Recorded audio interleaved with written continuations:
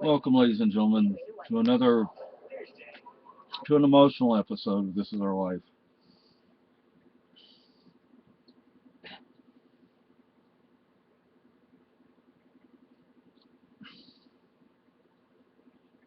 Every time I start to talk, I want to cry.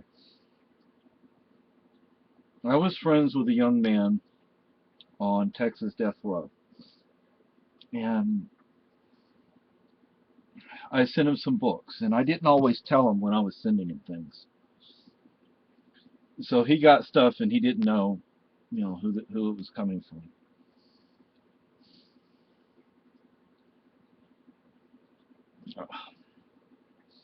I'm I'm friends with his wife on Facebook,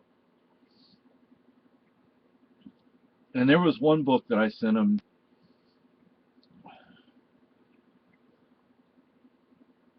Um,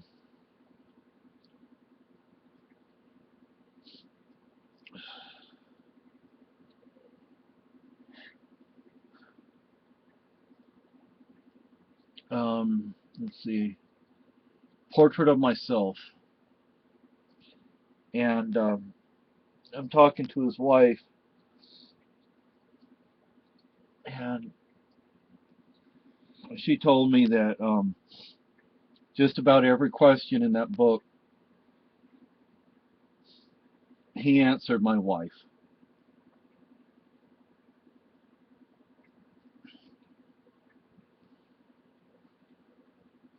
The interesting thing is, John was frankly a rare one, a rare man indeed.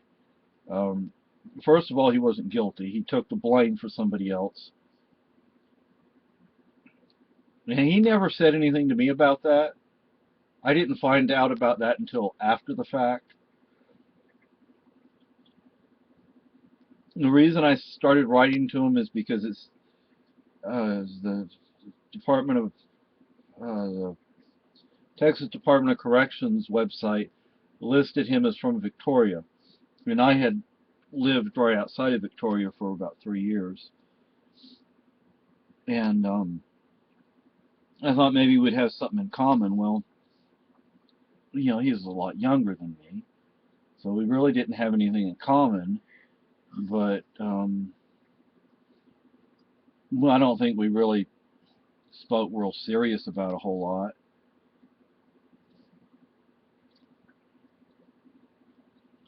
But I was trying to be there for him as best I could. And, I sent him books, the Consolation of Philosophy, the book I just mentioned, Man's Search for Meaning, How to Write Your Own Life Story, and some other books.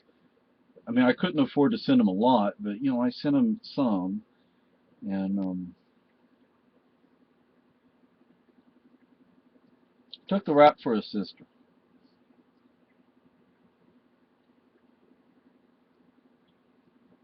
I don't know how angry I am at his sister for not standing up. I don't think she did it. I think it was like her boyfriend or something. But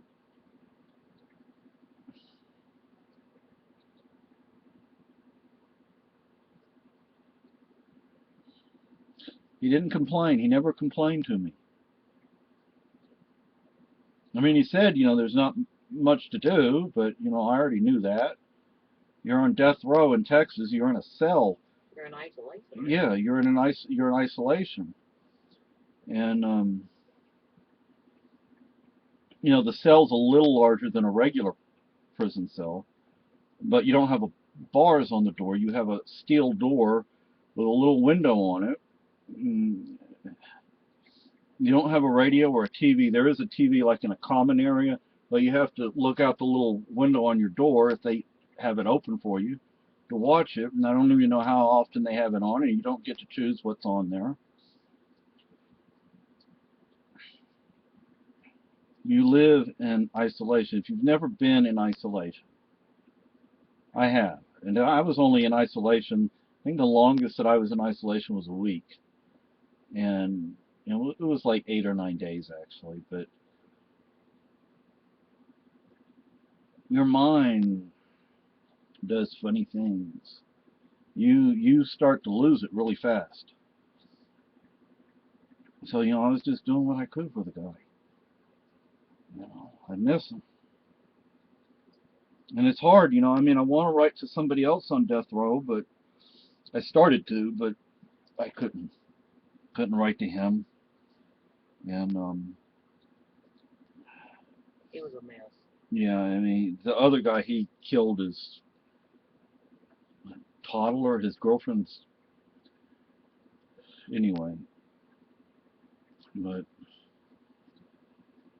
I don't know. I'm trying to get contact information for the guy on death row here in New Hampshire. We only have one, and thankfully we just got the death penalty abolished in New Hampshire. Just found out today or yesterday. But it's not retroactive, so this guy is still eligible. And it doesn't seem like they're in too much of a hurry. Texas has killed I don't know how many innocent people, and in some cases, they know maybe the entire time that the person's not guilty, and they do it anyway. Cameron Todd Wellingham was one. There was another young man from North Texas, I believe, and there's a reason I hate Texas.